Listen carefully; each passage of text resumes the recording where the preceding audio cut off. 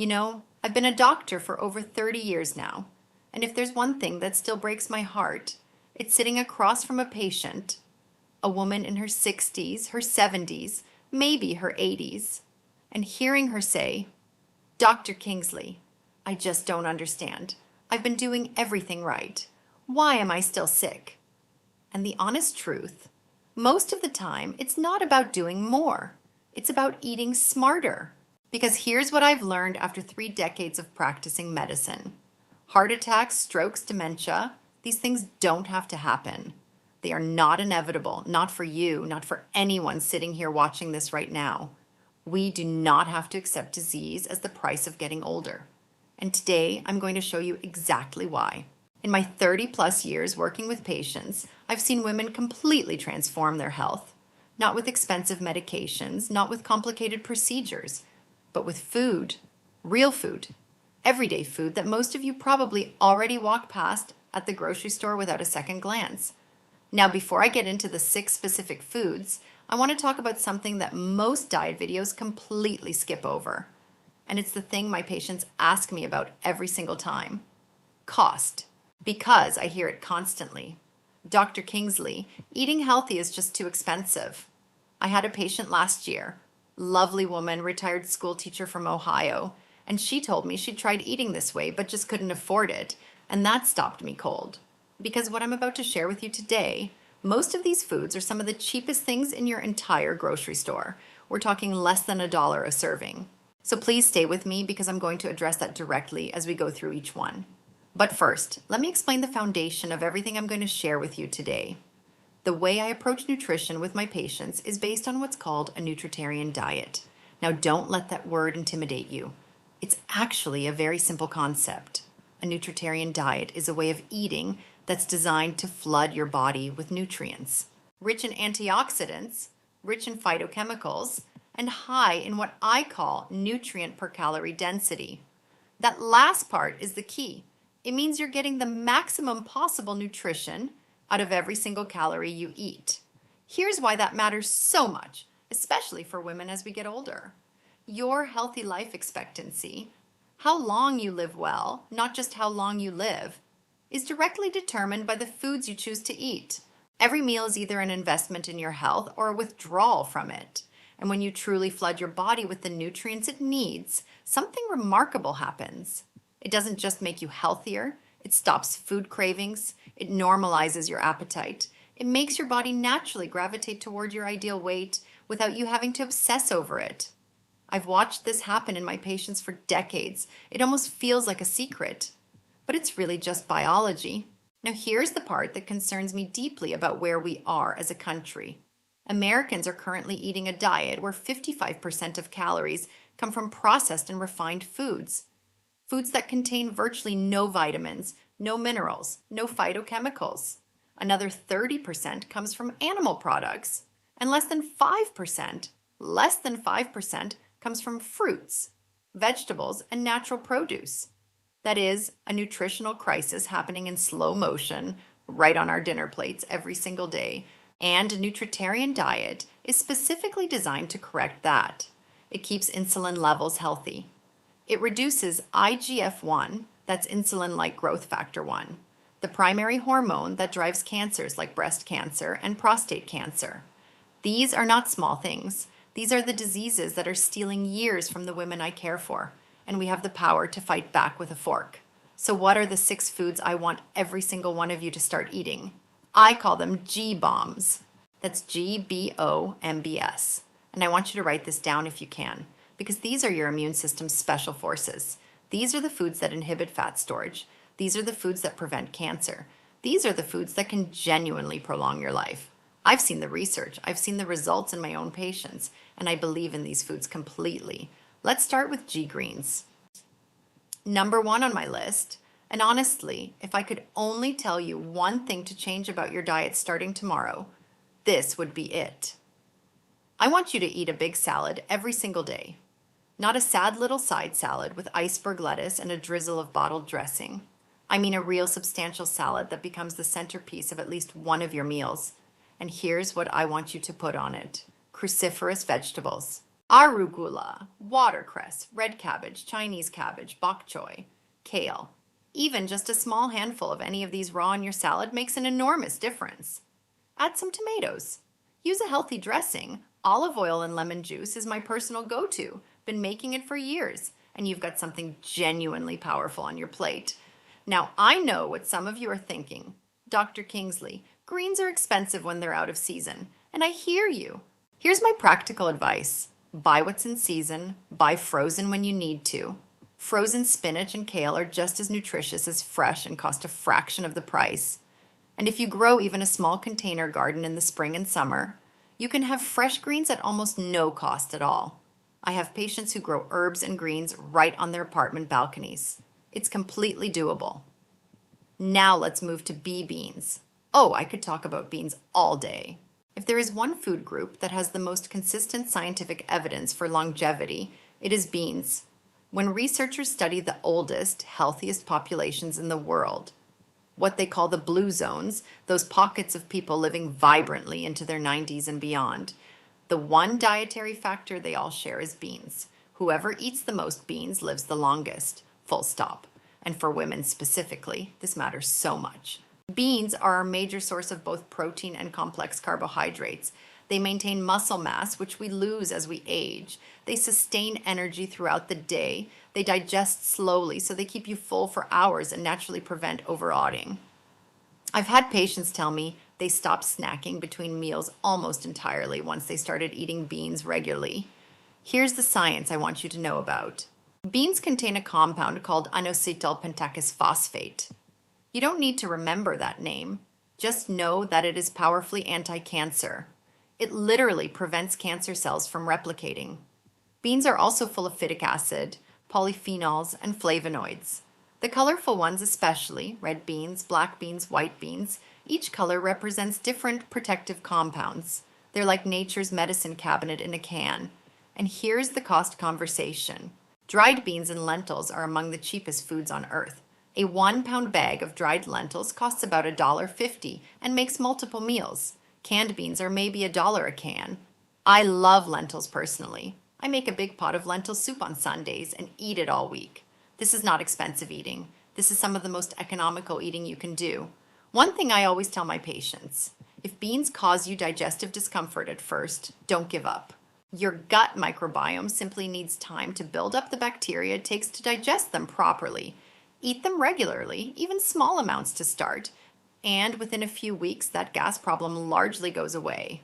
Moving on to the first O, onions. I cannot stress this enough. Onions are one of the most underappreciated superfoods on the planet. The scientific research on onions and cancer prevention is genuinely stunning. Studies have shown between a 50% and 88% reduction in cancer risk in people who regularly consume onions. And we're not talking about eating enormous quantities here. The highest consumers in these studies were eating just about half a cup of onions, that's it. When I have a salad, I always add raw onion. Always. And if a recipe calls for cooked onion, I still make sure to have some raw onion on the side.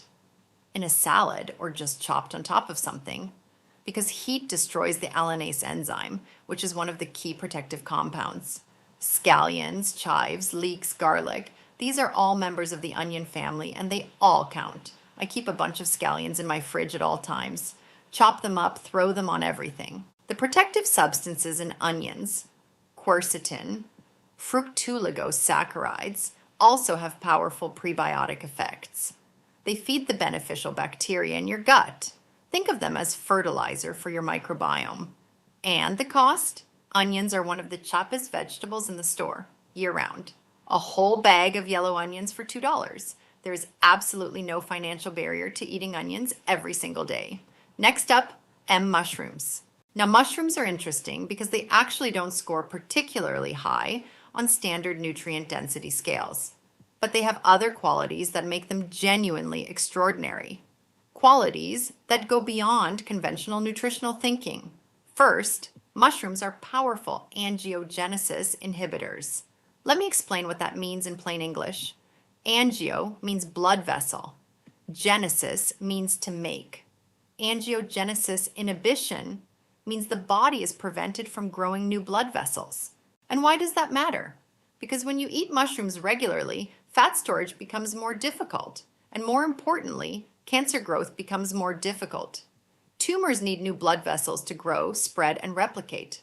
Mushrooms essentially cut off that supply line. But there's more. Mushrooms contain antigen-binding lectins, compounds that literally adhere to abnormal cells and help your natural killer T cells identify and destroy them before they ever become cancerous. I always describe mushrooms to my patients as a third arm of the immune system. Your body has its own built-in cancer surveillance system, and mushrooms make it work better. Any kind of mushroom counts here. Button mushrooms, cremini, shiitake, oyster mushrooms. I love them sautéed with garlic and a little olive oil. Add them to soups, stir-fries, omelets. And again, mushrooms are very affordable. A package of cremini mushrooms at most grocery stores is about $2. Dried mushrooms are even more economical. Now we come to B number 2, berries. I include pomegranates in this category too. Just so you know, berries are superfoods in every sense of the word. The research on them is remarkable. They lower blood pressure, they lower cholesterol, they protect the brain against aging. And that last one is particularly important for the women I work with, because cognitive health as we get older is something we should all be actively protecting. Here's something fascinating about berries that most people don't know. The pectins, polyphenols, and fibers in berries don't just benefit you when you eat the berries themselves. They actually interfere with glucose absorption from other foods eaten at the same meal. So if you have some blueberries with your oatmeal in the morning, the berries are helping to moderate the blood sugar impact of the oatmeal too. That's a remarkable benefit, especially for anyone managing or preventing diabetes. And the anti-cancer evidence, I have to share this with you because it genuinely stopped me in my tracks when I first read the research. Scientists gave people with squamous cell carcinoma of the esophagus, that's early stage esophageal cancer, 60 grams of strawberry extract per day. Just strawberry extract, not even a full diet change. And the majority of participants showed regression of the cancer. Cellular proliferation reversed. The cancer started coming back toward normal. The researchers themselves were surprised. We are talking about powerful, powerful medicine here. And it comes in a little pint container at your local grocery store. Fresh berries can get pricey, I know, but frozen berries are nutritionally identical, sometimes even better because they're frozen at peak ripeness. I buy frozen wild blueberries in bulk. A big bag lasts me weeks. I throw a handful into my breakfast every morning, and it costs me maybe 20 cents a serving. And finally, S, seeds.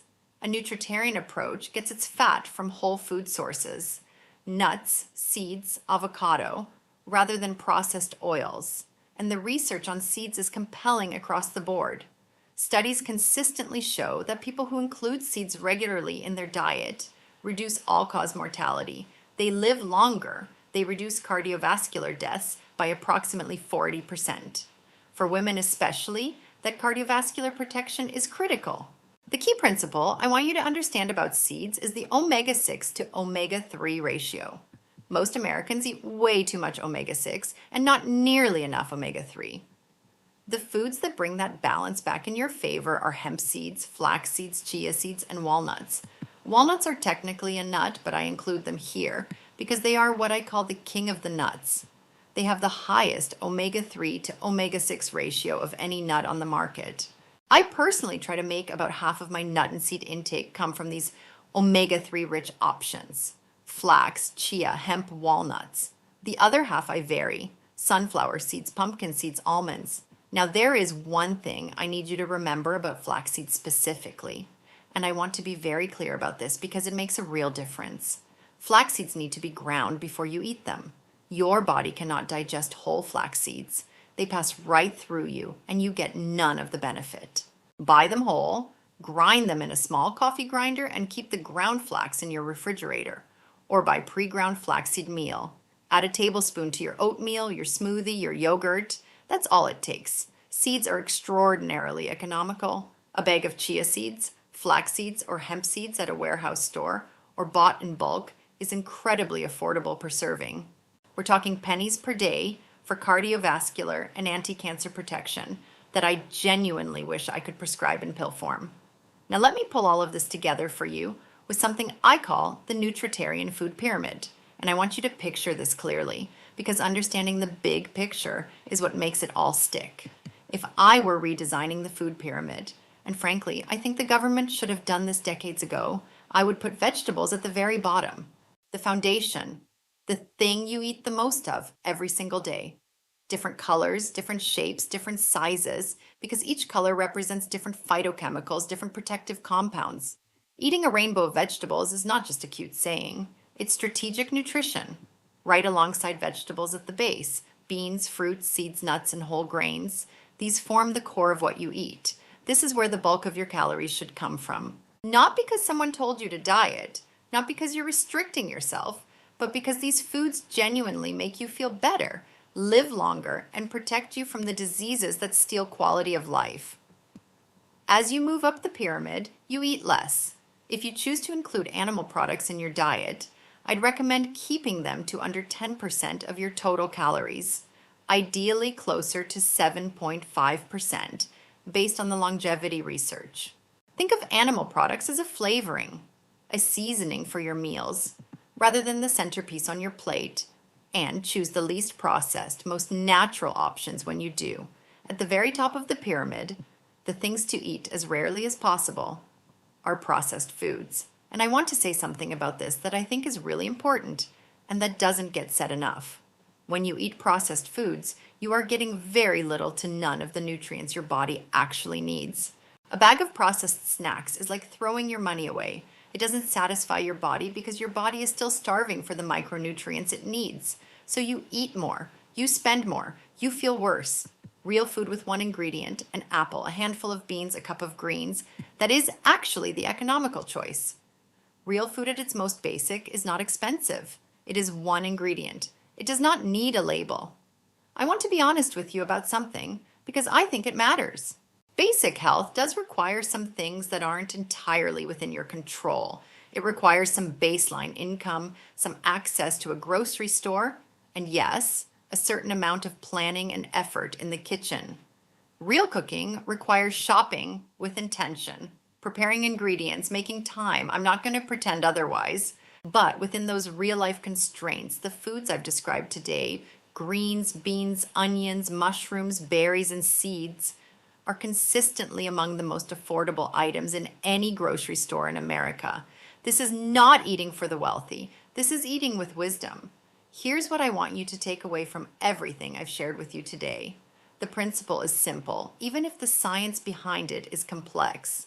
A nutritarian diet is therapeutically more effective than medication for almost every chronic condition I see in my practice. I have watched patients under medical supervision reduce and even come off medications entirely. I have watched women in their 70s and 80s regain energy they thought was gone forever. I have watched early disease markers reverse on lab tests, and I have seen people go on to enjoy vibrant, active, joyful health well into their 90s and beyond. That is not luck. That is not genetics, though genetics play some role. That is the direct result of choosing, day after day, to give your body what it actually needs. G-bombs. Write it on a sticky note and put it on your fridge. Greens, beans, onions, mushrooms, berries, seeds. Make it a personal goal to get all 6 into your diet every single day. You don't have to be perfect about it. You don't have to do it all at once. Start with one. Start with a handful of spinach on your dinner plate tonight. Start with opening a can of black beans and adding them to tomorrow's lunch. Small steps taken consistently over time are how real health is built. After 30 years of medicine, I can tell you with complete confidence, the most powerful prescription I've ever written isn't on a prescription pad. It's on a grocery list. Now I'd love to hear from you. Which of these 6 G-bombs are you already eating? Drop it in the comments below. I read every single one.